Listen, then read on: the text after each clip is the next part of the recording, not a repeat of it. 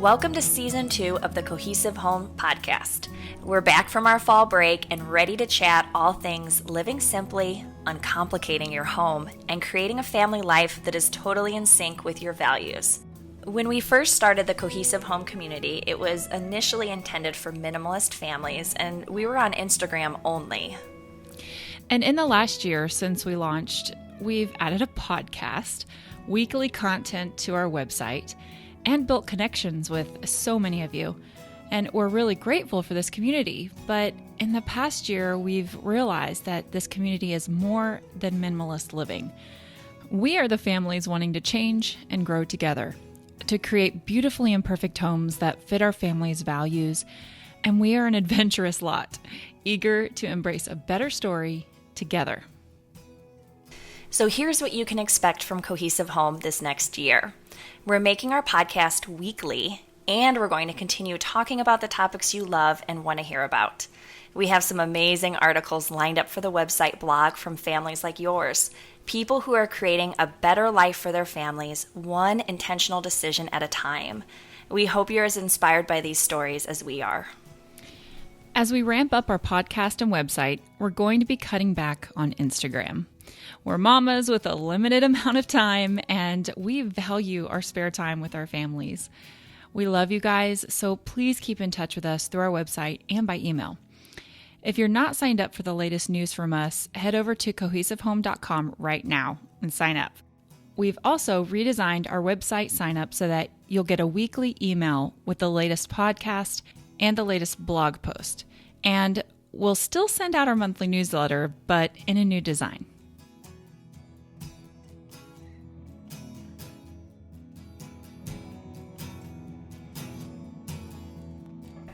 Okay, so today we are talking about a favorite topic of mine, and that's living seasonally. Melissa and I have both realized over the years how important it is to build in seasons of rest and sometimes seasons of busyness. Kate and I were chatting about this the other day on the phone, and I absolutely loved her explanation of what it means to live seasonally. Kate, do you want to kind of explain what you were talking about? Because it's really cool. Okay, well, I definitely can't claim to have come up with this, but I actually learned about this concept from my brother and his wife. So they loved a boat on Lake Michigan, and they spend the summer just packing in the travel and spending time with friends, and their days are very full. So they work, during the day, and then on the weekends they just go, go, go. But then when winter rolls around, they kind of hibernate. They take that time to rest and to recharge. And I was thinking about it. It's not really that different than what would have happened maybe 50 years ago when we were more agricultural based. Yeah. And, there would be the season to plant. And then in the summertime, you have the sun is out and so everything's growing.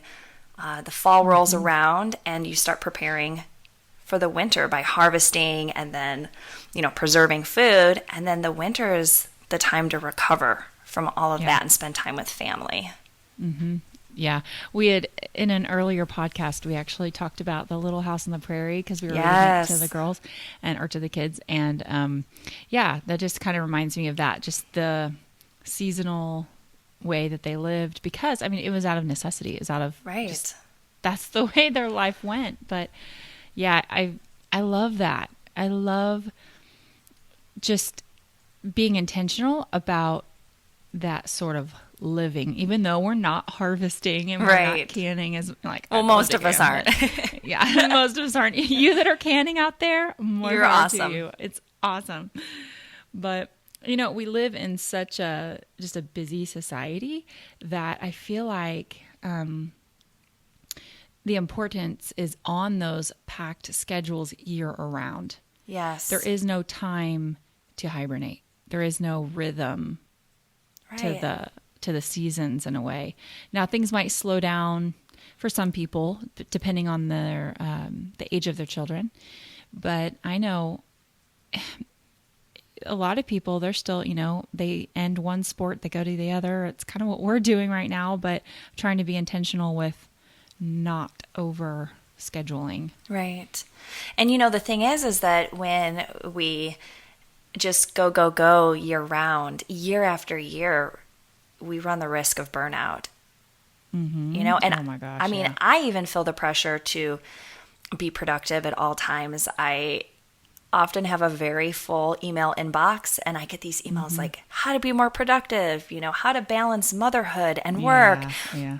And I think it's necessary to sometimes take a step back from all of that and acknowledge that our bodies weren't designed to be pushed all the time. Right.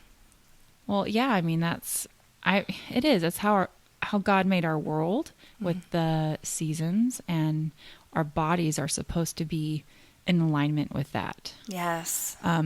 Also, though, what does it look like to our children when we're so busy all the time and we're not connecting to the natural world? We're not connecting to things outside, and we're just always plugged in.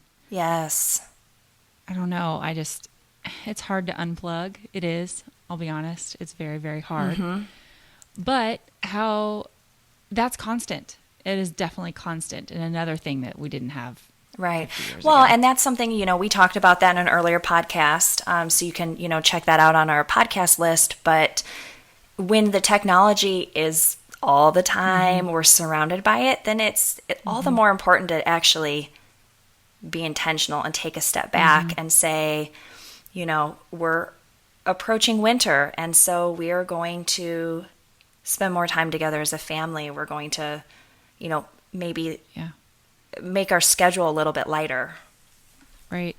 Well, and also whenever you're going through those seasons, just like I anticipate Christmas. I love the Christmas season. Yes.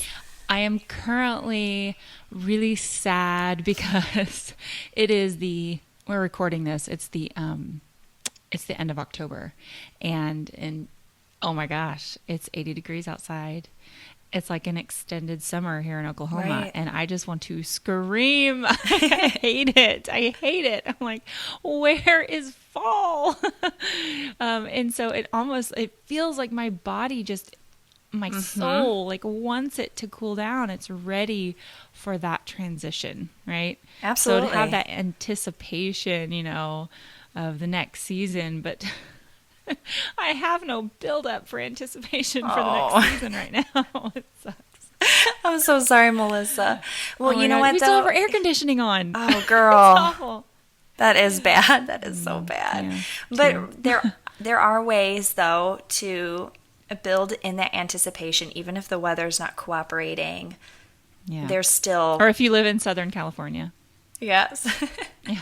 Or if you're in, say, New Zealand or Australia right now, and you're like, It's actually- summertime. Yeah, we're going into summer, y'all. Oh, my goodness. Well, in the Northern Hemisphere, we are approaching winter, and I'm kind of excited about it. Well, you live in the perfect place to enjoy winter. You're like what do they call it? The third coast up there off Lake Michigan. And so you get all that awesome snow in the wintertime. Oh, yeah. Lake effect snow. So it just blows off the lake, and we just get dumped by it. So, in You might as well be living in like the Netherlands. Right. In February, we're going to have to do a podcast on, tropical getaways and cruises, because I'm sure I'm going to have seasonal depression or something. No, I know. We'll call it How Kate Dug Herself Out of Her Home. Yeah. Stay tuned. Stay tuned. So as we approach winter, Yes. you told me before there is, and you blew my mind with this because I think it is so cool. But what is it called? I don't even know how to pronounce it correctly. There's this idea, this way of living in, is it not the Netherlands, but in Denmark? The Scandinavian countries. So Sweden and yeah. The cool But ones. it's so... If anyone listening to this lives in a Scandinavian country, email us. I want to meet you because it is so cool. Give us your I best love it. tips. Right, exactly. Please. So I've been reading about this idea. I'm probably going to pronounce it wrong too. It's called Hygge, but it's spelled Hygge. And from there's not like this direct definition of it, but from what I've gathered, it's this idea of kind of hunkering down in the colder season to spend time with family, to create this cozy home environment, and to welcome community into your home. So instead of venturing out into the world all the time, you're really inviting others and just, spending time as a family. Mm-hmm. Well, so how do they recommend doing that? Like the cozy living? Yeah. How would you bring that into your home?